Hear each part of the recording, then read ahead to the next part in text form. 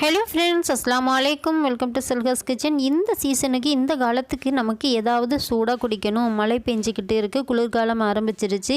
சூடாக ஏதாவது குடிக்கணும், சூடாக ஏதாவது சாப்பிடணும் அப்படின்னு போல் எல்லாருக்குமே இருக்கும். இன்றைக்கி நான் எங்கள் வீட்டில் இதை செஞ்சுருங்க. ஸோ நீங்களும் இதை ட்ரை பண்ணி பாருங்கள். ரொம்பவே டிஃப்ரெண்ட்டாக இருக்கும். ஜவரிசியை வச்சு தான் நான் இதை பண்ணியிருக்கேன். வாங்க அது எப்படி செய்யுதுன்னு பார்த்துடலாம். நம்ம சேனலை ஃபஸ்ட் டைம் பார்க்குறவங்களா இருந்தால் தொடர்ந்து ஃபாலோ பண்ணுங்கள், லைக் அண்ட் ஷேர் பண்ணுங்கள். நான் ஒரு அரை கப் அளவு ஜவ்வரிசி எடுத்திருக்கேன். 50 கிராம் அளவுக்கு தான் எடுத்திருக்கேன். அதை நான் காலையில் செய்கிறதுக்காக நைட்டே ஊற போட்டுட்டேன். நீங்களும் அதே மாதிரி நம்ம இட்லி அரிசி ஊற போடுற மாதிரியே நம்ம ஊற போட்டுக்கலாம். கொஞ்சம் அதிக நேரம் ஊறுனா அரைக்கிறதுக்கு நமக்கு கொஞ்சம் ஈஸியாகவே இருக்கும்.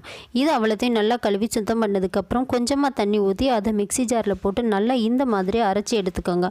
கொஞ்சம் கூட திப்பியாக இருந்துச்சுன்னா நமக்கு நல்லா இருக்காது. ஸோ இந்த மாதிரி அரைச்சி எடுத்ததுக்கப்புறமா ஒரு கடாயில் நம்ம நெய் விட்டுக்கலாம். நம்ம அதிகமான நெய்யெல்லாம் இதுக்கு தேவையில்லை. இது அல்வா மாதிரியும் இருக்கும், பாயசம் மாதிரியும் இருக்கும். ரொம்பவே சூப்பராக டிஃப்ரெண்ட்டாக இருக்கும். முந்திரியும் நம்ம போட்டு இதில் வறுத்து எடுத்துக்கலாம். திராட்சையும் போட்டு நல்லா வறுத்து எடுத்தாச்சு.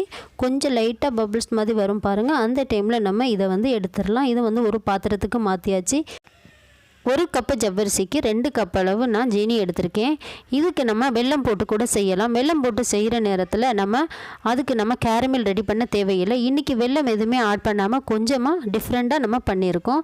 வெல்லத்துக்கு பதிலாக நம்ம கேரமல் செஞ்சு செய்வோம்.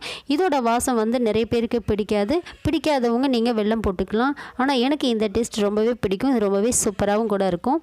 கேரமல் ரெடி ஆனதுக்கப்புறமா நல்லா கொதிக்க வச்சு நல்லா மில்கை ஊற்றிக்கும். சூடு இல்லாத மில்கை ஊற்றும் போது திரண்டு போயிடும். ஸோ சூடோடு நம்ம மில்கை ஊற்றி இதில் நல்லா கிண்டி விட்டாச்சு. இந்த மாதிரி கைவிடாமல் கொஞ்சம் கிண்டி விடுங்க. கரைஞ்சி எல்லாமே நல்ல கரெக்டான கலருக்கு நமக்கு வந்திருக்கு. இதுக்கு கூடவே எக்ஸ்ட்ரா சர்க்கரை நீங்கள் ஆட் பண்ணிக்கலாம். நம்ம அரைச்சி வச்சுருக்க ஜவ்வரிசியை நல்லா கரைச்சி விட்டுக்கலாம். இந்த மாதிரி நல்லா கரைச்சி விடணும். இல்லைன்னு சொன்னால் நமக்கு திப்பி ஆயிரும். நமக்கு கிண்டுறதுக்கு ரொம்பவே கஷ்டமாக இருக்கும். இந்த மாதிரி கரைச்சி அதில் ஊற்றி நல்லா கைவிடாமல் கிண்டிக்கிட்டே இருங்க. தேவையான அளவு சர்க்கரை போட்டுக்கோங்க. உங்களுக்கு தேவையான அளவு ஸ்வீட் ஆட் பண்ணிக்கோங்க. நான் கம்மியாக தான் ஸ்வீட் ஆட் பண்ணியிருக்கேன். ஸோ எனக்கு ஸ்வீட் பிடிக்காதுன்றதுனால கொஞ்சம் கம்மியாக ஆட் பண்ணியிருக்கேன். நீங்கள் 1 கப்பு ஜவ்வரிசிக்கு 2.5 கப் அளவு ஸ்வீட் போட்டால் கூட கரெக்டாக இருக்கும். டேஸ்ட்டும் நல்லாயிருக்கும். மில்க்கு ஜவ்வரிசிக்கு எல்லாமே சேர்த்து 2.5 கப் அளவுக்கு நீங்கள் ஜீனி ஆட் பண்ணிக்கலாம். நான் 1.5 கப்பு தான் நான் போட்டிருக்கேன். வெல்லம் போடும்போது நீங்கள் 2 கப்புலேருந்து 2.5 கப்பு வரைக்கும் போட்டுக்கோங்க. அதுதான் கரெக்டான ஸ்வீட்னஸாக இருக்கும். கேரமல் வச்சு செய்கிறத விட நமக்கு வெல்லம் வச்சு செஞ்சாலும் டேஸ்ட்டு நல்லாயிருக்கும், ஹெல்த்தியாக இருக்கும். அவ்வளோதான். வறுத்து வச்ச முந்திரியை நம்ம போட்டுடலாம். முந்திரி திராட்சையை நம்ம இதில் போட்டாச்சு. கொஞ்சம் நேரம் லைட்டாக வெதுப்பான சூட்டில் ஆறுனதுக்கப்புறமா குடிச்சு பாருங்கள். ரொம்பவே சூப்பராக, ரொம்பவே டேஸ்ட்டாக, ரொம்பவே டிஃப்ரெண்ட்டாக இருக்கும். நீங்களும் இதை ட்ரை பண்ணி பாருங்கள். உங்கள் எல்லாருக்கும் கண்டிப்பாக பிடிக்கும்னு நினைக்கிறேன்.